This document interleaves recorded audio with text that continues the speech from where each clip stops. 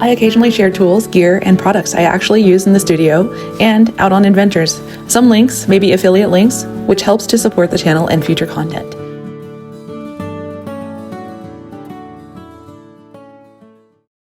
For this episode of the Maker Series, I traveled nearly 6 hours from Payette, Idaho to Portland, Oregon to meet ceramic sculpture artist Jan Rentenaar at Stark Street Studios.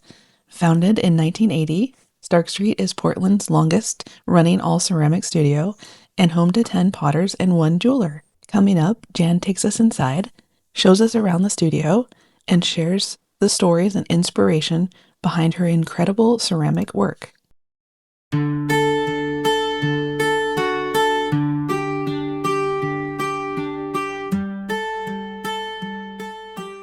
Hi, I'm Jan Rentenaar. I'm a sculptor and now / potter. I do bonsai pots now, and this is our studio, Stark Street Studios. Charlie Piatt owns the building, and we all rent from him. And in this gallery, we each have some of our work displayed. And one of the things I'm known for are my horses. This horse was wood-fired. I do a large, and then I call it a medium horse. I'm like Starbucks. I don't do small. I do a medium and a large horse. But my background is in sculpture. And for years, whenever you say you work in clay, people say, oh, you're a potter. And I'm like, I'm not a potter. I don't make pots. And then I met a gentleman, and he does bonsai. And he showed me this pot, and he said, they don't import these. And it was a freeform pot. And I said, oh, I can make that. And so then I started making these pots, and he's very well connected in the bonsai world. I was very fortunate. And so now I'm a potter. I make pots too. I make horses, but my true passion is the horses. And then I do figures I call legendary figures. They're all based on legends from around the world. They all have a little story that goes with them. Okay. And then will you show us your creative space? Yeah, back here. And it's the typical nice and dusty, big old warehouse building.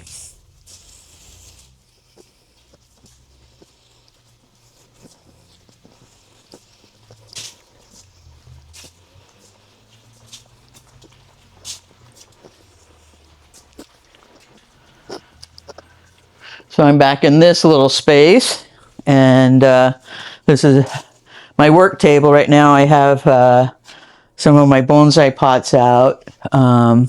These are what I was talking about, my figurative pieces. This is a Japanese woman who did poems, did haiku. And when I sell these pieces, I give them the story that goes with it. And this one is the heron. And it's a woman who she marries this man, and she makes cloth for him, and brocade cloth, and that's how she supports the family. And one day she goes to him and says, I can't maintain this form anymore. I'm actually a heron. And when he looks in the room, she's pulling the feathers from her breast to make the brocade. And I'd always heard the story. I'd never heard that part. And this friend of mine said, this old Japanese woman goes, oh, that is my favorite story. And when she pulls the feathers from her breast, I was like, oh, and I was like, wow. And so this one, I wood fired. And at first I was very hesitant to do wood fire with my figurative pieces, because you have no control. And what I discovered was, this kiln is so good at, the way that it does the shadowing and highlight certain places.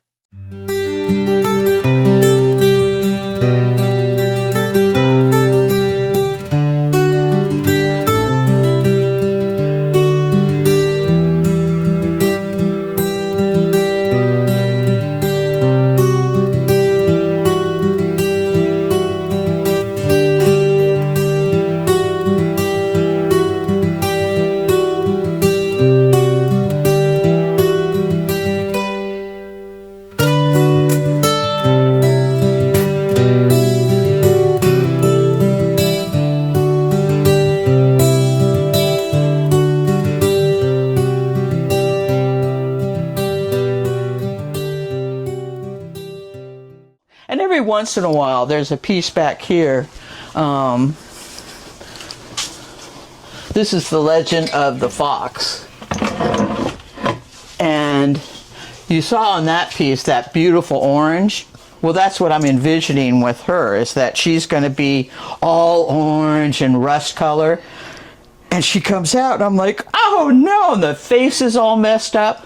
Well, the story on this one, again, is the fox is a woman, and then she has to turn back into her old form. Well, I was so disappointed at this piece, I put it up on the shelf and walked away. And several months later, I looked at her and went, oh, it's like she's transforming. You know, that white face, the Japanese, it's like that her makeup and stuff is starting to melt off, and she's becoming the fox.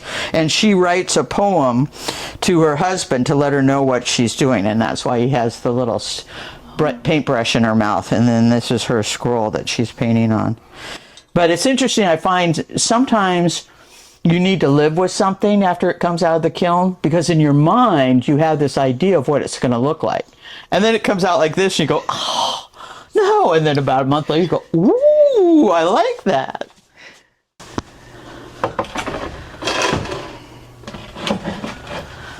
The bonsai people I work with, some of them they go out in nature and collect the trees. And so some of these trees can be quite large, and their root mass is quite large. And so this is actually a bonsai pot. And as I keep telling Ryan, bonsai is supposed to be small. It's easy to make a small pot, but to make these big guys is really difficult. But that's where I found a great niche, is because they don't make pots like this big. And so it's been kind of fun to play with that. And this one I'm thinking about, I might bury it in the dirt to give it an aged look. And I noticed my bonsai guy had, Ryan Neal is the man I work with, had these gorgeous, beautiful, antique Japanese and Chinese bonsai pots. And they were outside. And I'm like, well, that's pretty cavalier. Those could break or something. No, he's aging them. He had them outside so they would age. Like a patina, kind of? Yeah, okay. Yeah. And so I got to remember where I put them. I have them around. I will do that. And one of the things I've been doing now, too, is black walnut. And we have a beautiful, big old black walnut tree. And this figure, she was the celadon. And I went, you know, this without being treated, it was all this color. So I put her in a bucket with black walnut, and it brought all the crackle out. And I thought it really aged her and gave it some depth. That's fascinating. So these are, this would be like a shohin pot where they do a small tree. Here's one of the bigs. One of the things that comes up with is sometimes these trees will have a big old branch that comes down, and my pots give them the ability to be able to put a tree in here that's going to cascade down or have a little different shape to it. It's difficult for the bonsai people. Most of them are doctors and dentists who are retired, and they detail oriented, and they will come to me and say, I want a pot that's 17 by 18, and they'll just agonize over the measurements. And I want that lip, I think 3/4, and I'm just thinking, well, it will be some places. You know? I'm like, I'll give it to them, and they're like, is this 17 inches? I go, well, this way it is. You know? So I like basically for them to look at my pots and pick one, because measuring these is just crazy. Because here, 7 to 3, the measurements are differing. But this one has a beautiful texture to it with the colors and the texture. And it has to, with bonsai pots, what I think of it is they have to have no ego. It's all about the tree. And so you want a pot that has a presence, but it's got to be about the tree. And so that's where I'm always thinking. And the same thing I do ikebana, Japanese flower arranging.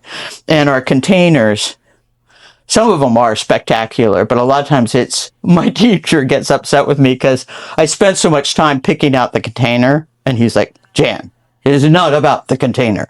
It's about what flowers are you using. I'm like, yeah, the container's pretty cool though. So, and then these are my horses that I do.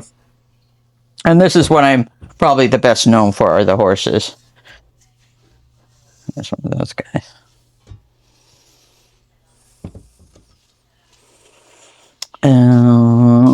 And so then I do all the different, these are called mame, the really small pots. Sometimes what they do, they'll make a companion pot to go with the big tree, and they'll have a little pot next to it with like a grass in it or little flowers or something, little plants, but it's called a companion pot. And so, and then this is a gorgeous Chino glaze, and I'm not good. I know how to make glazes, but I don't like to. And so I'm really good at getting people's glazes. And these guys came here from North Carolina, and I fired some of their pots for them. And they said, oh, we so appreciate this. What could we do? And I'm like, I really like that Chino. And so they gave me a bucket of their Chino. That's awesome. And it's got some really beautiful variations in it.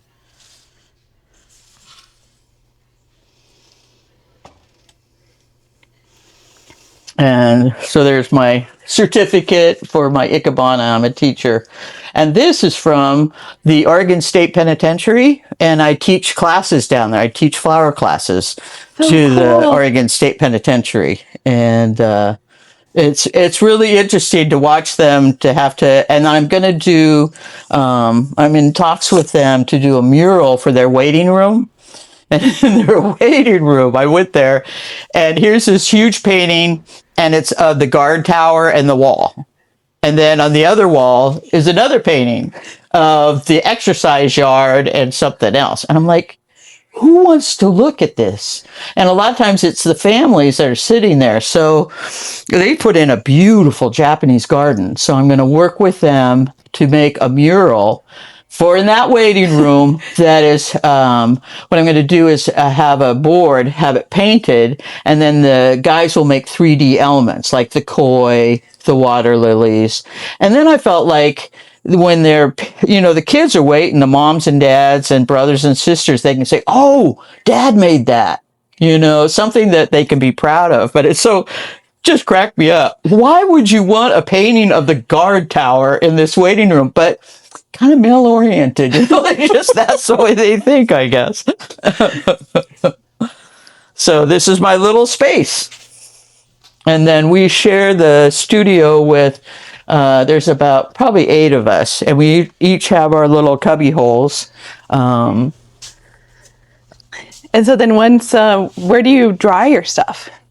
Does it dry in your area until it's ready to be and that's what's tricky is the drying is so different in here depending on where you're at and that kind of stuff. So it's always a little, but yeah, we can dry. And then this is our general use area, and we're very fortunate. Charlie Piatt, who owns the building, has this gas kiln, and so I can rent the kiln and fire this, and it does beautiful reduction. It's a really nice kiln. Crazy door that you have to brick up brick by brick. Goodness. But yeah, so this is a big advantage, and we have this really nice slab roller that's been here forever, and so that's a general use thing that works out really good. They don't make them like that anymore. No, it's an old shell sign, I think, that turns it, and you could put 25 pounds on there. It just so I really like that part. And then this is Charlie Piatt's work, and he's the one who owns the building, and he's been doing it for 40 years. And so I was saying, I'm not sure we'll see somebody who dedicates that much time to one craft. And this is what he does. And the precision, all these plates are exactly the same size, the cups. And as you can see, his glazes are just really beautiful. And he's very good at doing the layering, the different layers and stuff like that. And as I said, know how to make glazes, but I don't like to make glazes. So years ago, I asked Charlie if I could use his glazes. And because I'm a sculptor, we don't compete. And he said, oh, sure, Jan. And I said, how much? Well, he's never bought commercial glazes. And he goes, you don't use that much. Oh, $10. It is still $10. And we got a new person in here and she looks at me and she goes, how come you get to use Charlie's glazes? And I'm like, well, it goes back a ways, but it's a great advantage to me. I have all these colors, and here's a whole thing of test tiles for me to look at. That's awesome. We have Michael Grubar has a space here, and he is a teacher, high school teacher, and does this work here. This is his. And then what we do is we people have kilns here, electric kilns, and you can rent if your kiln is here, you have to rent it out. And so I sign up for what kiln I need, and the good news is you have all different sizes to use. The hard thing is it isn't your kiln, so it's a little tricky figuring things out sometimes, but it's a great advantage to have all these kilns to work with.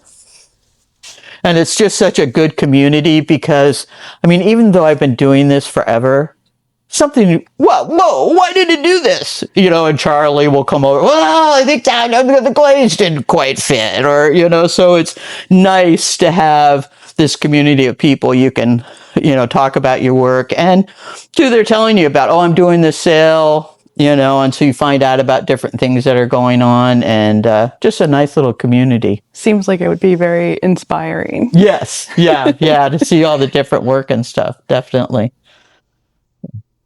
Very cool. And then I guess one of the questions I like to ask everyone is, how do you define enjoying the moment? I like to work at night when it's quiet. And people will say to me, they go, oh, I'd love to come watch you work. I'm like, yeah, not happening. And that's why I have a very hard time doing demos, because I'm not a good one to do a demo, because it's hard for me to concentrate. And when people ask me questions, I'm dyslexic, and that's one of the ways it shows up is in questions, because I can think of 5 answers instead of one, and so it's interesting that way. Yeah. But I like to work at night and be by myself so I can really focus on what I'm doing. Any advice for someone wanting to get into either becoming a sculptor or a potter?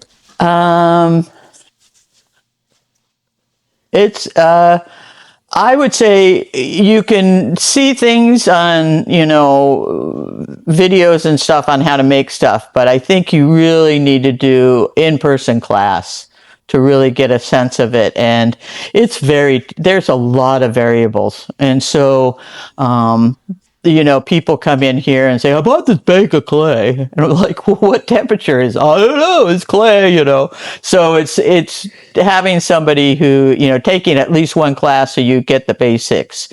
And to not put a lot of time into one thing.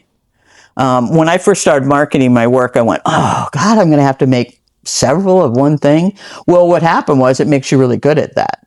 Once you do something over and over again, then you start to recognize what works, what doesn't work. And if you're always changing around, trying something different, which is good, but there is something to be said for repetition. And if you put all your focus on one thing and it cracks, it's very upsetting, So that's what I would say is try different things and focus on what sort of things wheel throwing is very different than hand building. And I have no interest in wheel throwing. I appreciate it. I'm surrounded by them, but know what your thing is. My son never wanted to come in my studio, could care less about what I did. And then in high school, he threw on the wheel and he loved it. So it's just figuring out what's your thing. Do you like to hand build, sculpt, or do you like to throw on the wheel and are a shape type person? Was it pretty early on that you discovered your particular body of work? Well, it was interesting. My mother was an artist, And so I was fortunate when I was young. She was very involved in the art scene in Portland. So I went to a lot of studios, met a lot of people. And she always stressed that you had to do what was unique to you, what was your unique vision. And so it really impacted my work. And that's part of the reason I don't do demos is like, I don't want to show somebody how to make my work. I make my work. And people like my horses, I get it a lot and they go, well, how did you make that? Well, what do you, and I'll just keep going around in circles. It's not easy. Yeah, some of them don't work. And and I'm just like, I make my horses. You go make what you want to make. But these are, and the same thing with the bonsai pot. And it's not like you couldn't figure it out. It's not that technical, but for me it's just like, no, I do that, you do what your vision is, what's unique to you. Okay. And then lastly, how can people find your work? I have a website, Jan Rentenaar. Just Google Jan Rentenaar. I have a website on there, and then I sell down at the coast at the Whitebird Gallery in Cannon Beach. And then I do a couple of shows during the year. Sometimes I'll do bonsai conventions, that kind of thing. Awesome. Thank you so much. Yeah.